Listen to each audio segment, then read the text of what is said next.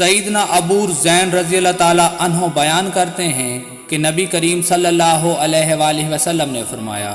خواب پرندے کے پاؤں کے ساتھ لٹکا دیا گیا ہے، یہ اس وقت تک ہے کہ جب تک اس کی تعبیر نہ کر دی جائے، جب اس کی تعبیر کر دی جاتی ہے تو وہ واقعہ ہو جاتا ہے، اور اس کا ذکر صرف عالم سے یا خیر خواہ سے یا عقل مند سے کیا کرو، اور نیک خواب نبوت کا 40واں حصہ ہے۔ انس رضی اللہ تعالیٰ عنہ سے مروی ہے کہ رسول اللہ صلی اللہ علیہ وآلہ وسلم نے فرمایا، خواب اسی طرح واقعہ ہو جاتا ہے جس طرح اس کی تعبیر بیان کی جائے۔ اس کی مثال اس آدمی کی طرح ہے جس نے اپنی ایک ٹانگ اٹھا رکھی ہے اور وہ منتظر ہے کہ کب اسے رکھے، اس لیے جب تم میں سے کوئی شخص خواب دیکھے تو کسی خیر خواہ یا عالم کے علاوہ کسی کو نہ بیان کرے۔ ابو سعید رضی اللہ تعالیٰ عنہ نبی صلی اللہ علیہ وآلہ وسلم سے روایت کرتے ہیں، آپ صلی اللہ علیہ وآلہ وسلم نے فرمایا، سحری یعنی پچھلی رات کے وقت خواب سچ ہونے میں قریب تر ہے۔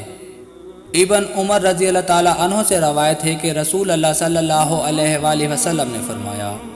سب سے بڑا جھوٹ یہ ہے کہ آدمی اپنی آنکھوں کو وہ چیز دکھائے، یعنی جھوٹا خواب بیان کرے جو انہوں نے نہیں دیکھی۔ سیدنا علی رضی اللہ تعالیٰ عنہ سے یہ بھی روایت ہے کہ نبی کریم صلی اللہ علیہ وآلہ وسلم نے فرمایا، جو خواب میں جان بوجھ کر جھوٹ بولتا ہے وہ اپنا ٹھکانہ جہنم سے تیار کر لے۔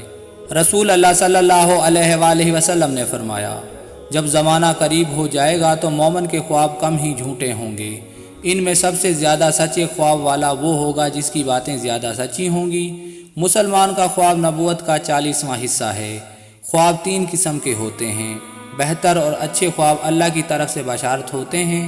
کچھ خواب شیطان کی طرف سے تکلیف و رنج کا باعث ہوتے ہیں،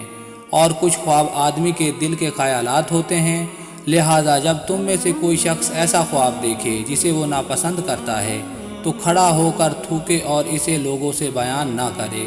آپ نے فرمایا، میں خواب میں قید پیر میں بیڑی پہننا پسند کرتا ہوں اور توق کو ناپسند کرتا ہوں۔ قید سے مراد دین پر ثابت قدمی ہے۔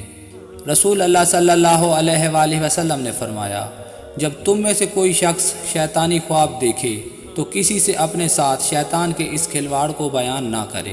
رسول اللہ صلی اللہ علیہ وآلہ وسلم نے فرمایا، سب سے بڑا بہتان اور سخت جھوٹ یہ ہے کہ آدمی اپنے باپ کے سوا کسی اور کو اپنا باپ کہے، یا جو چیز اس نے خواب میں نہیں دیکھی اس کے دیکھنے کا دعویٰ کرے، یا رسول اللہ صلی اللہ علیہ وآلہ وسلم کی طرف سے ایسی حدیث منسوب کرے جو آپ نے نہ فرمائی ہو۔ حضور نے فرمایا، اللہ اس شخص کے چہرے کو تر و تازہ رکھے جس نے میرے سے کوئی حدیث سنی، پھر جیسے سنی ویسے اسے آگے پہنچا دیا۔